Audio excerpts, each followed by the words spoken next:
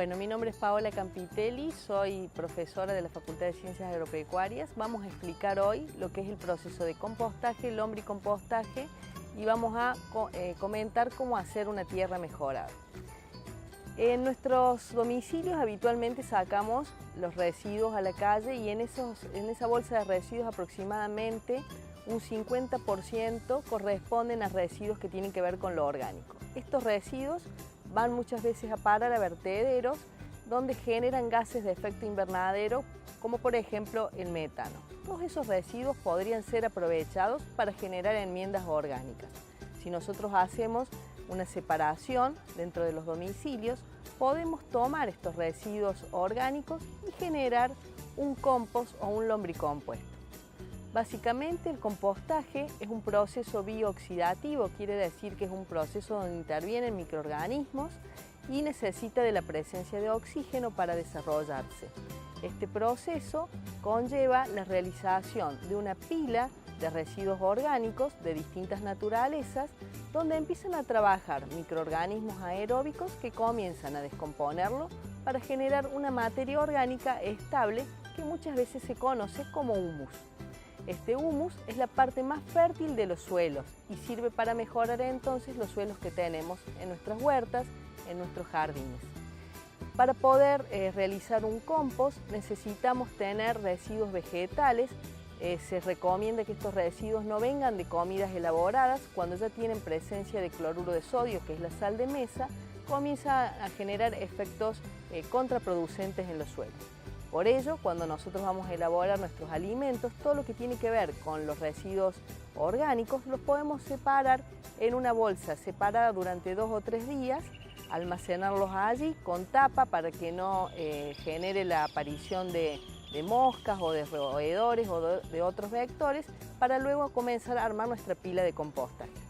Básicamente, estos restos vegetales que tenemos en las cocinas deben ser cortados en tamaños entre 3 y 5 centímetros con el mismo cuchillo de cocina antes de empezar a acopiarlos para generar la pila de compostaje. Una vez que tenemos estos restos vegetales, vamos a necesitar un cajón. Siempre se composta sobre el suelo, no es conveniente realizar en pozos el compostaje porque se empieza a acumular agua y no es posible hacer los volteos y las aireaciones. Los restos vegetales verdes tienen mucho contenido de nitrógeno, por ello es necesario mezclar con restos carbonados, por ejemplo acerrín, viruta o en el otoño restos de hojas marrones. En los recipientes donde vamos a realizar el compostaje necesitamos poder tener aireación y poder mezclar. Es muy conveniente, por ejemplo, los cajones de madera que se consiguen en las verdulerías. Muy bien, una vez que tenemos los restos vegetales cortados de tamaños de partículas adecuadas, entre 3 y 5 centímetros, lo que vamos a hacer es mezclar componentes con alto contenido de carbono, como por ejemplo el acerrín u hojas, con los restos verdes. Generalmente lo que se recomienda es hacer capas donde primero ponemos una capa de acerrín de unos 2 o 3 centímetros sobre la base de nuestro cajón con el objetivo que absorba la humedad y no se generen lixiviados que comienzan a generar olor a podrido y la aparición de vectores como las moscas. Luego se pone la capa de restos verdes, dijimos que cortados en tamaños adecuados, y nuevamente una capa de restos carbonados, acerrín, viruta u otro resto carbonado, o restos de poda como los chips, por ejemplo. Así hasta que llegamos a un tamaño de pila que tiene que tener entre 30 y 50 centímetros que permite independizarlo de las condiciones ambientales. Cuando nosotros logramos ese tamaño de pila, ahí recién podemos arrancar con nuestro proceso de compostaje. Este arrancar implica que los microorganismos comiencen a trabajar, para lo cual tendremos que generarles condiciones de humedad, con riegos adecuados de tal manera que el contenido de humedad llegue aproximadamente a un 50%. Ese contenido de 50% se puede establecer muy fácilmente a través de la ley del puño, tomando un en el puño, en la mano, una cantidad del material que estamos compostando, apretando fuertemente y mirando la comisura de nuestras manos. Si se desplaza una gota de líquido sin chorrear, es una humedad aproximada de un 50%. Cuando soltamos el material tiene que tener un aspecto esponjoso, abrirse sin desgranarse. Esa humedad corresponde a un 50%. El proceso tarda entre 4 y 6 meses dependiendo de los materiales. Y en ese lapso tenemos que ir regando cada 7 a 15 días, dependiendo si estamos en verano o en invierno, y posteriormente volteando también luego de los riegos, es decir, que regamos y después de los riegos hacemos volteos. Los volteos sirven para incorporar oxígeno a la pila. Esto genera que los microorganismos comiencen a trabajar y alrededor de un día, 2 días, 7 días comenzamos a observar que aumenta la temperatura de la pila de composta, por lo cual es importante que contemos con un termómetro de pinche del tipo de los que usan los chefs, con un sensor que nos permita determinar que esa temperatura de la pila ha llegado por lo menos a unos 55-60 grados. Esa temperatura, que se llama temperatura termófila, es importante para asegurarnos que se mueran todas las semillas de malezas y de microorganismos patógenos. Pensemos que si estamos compostando restos de frutos, esos frutos muchas veces tienen semillas y si esas semillas no mueren en la etapa termofílica, luego cuando la apliquemos a nuestros suelos, a nuestra huerta, comienzan a aparecer semillas de otras plantas que no son deseables. A los 6 meses la temperatura ya está estabilizada, llegó a temperatura ambiental y podemos decir que el compostaje está terminado.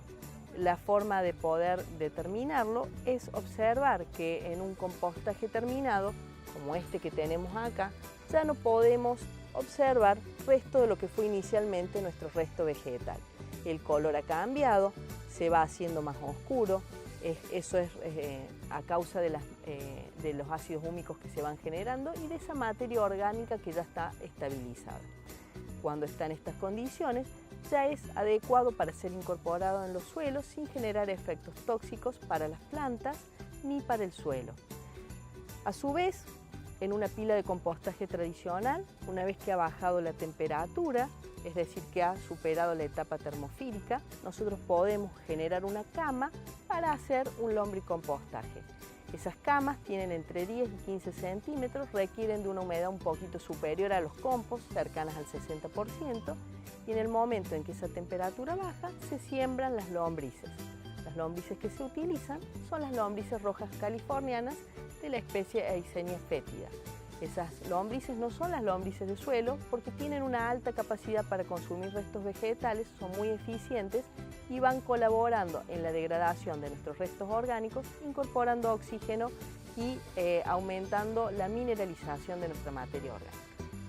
Vamos a generar ahora una tierra mejorada.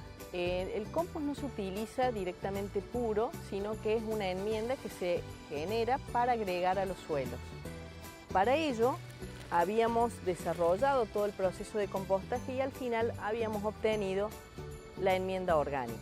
Para generar una tierra mejorada deberemos mezclar proporciones distintas de suelo común, compost, vermiculita y perlita con la idea de darle a un sustrato la capacidad de tener capacidad de fertilizante, de retener agua, de tener aireación y porosidad para que las plantas crezcan de manera adecuada. En este sentido, vamos a tomar 5 partes de tierra común, medida, antes de agregar a nuestras macetas.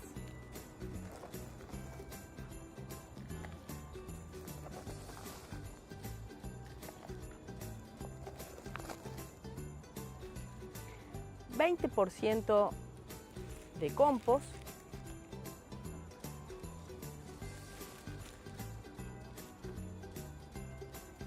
y un 15% de perlita y un 15% de vermiculita. Estos materiales generan aireación, capacidad de retención de agua y de retención de nutrientes, de tal manera de ser liberados adecuadamente al momento que las plantas vayan requiriendo agua y nutrientes.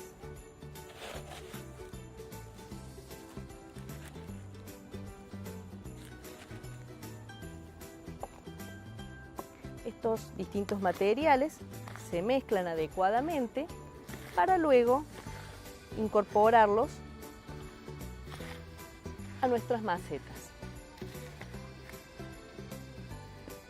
Si las macetas tienen agujeros demasiado grandes, es posible agregar piedras del tamaño adecuado en una pequeña capa abajo de la maceta y luego se agrega allí la tierra mejorada hasta unas terceras cuartas partes de nuestros recipientes.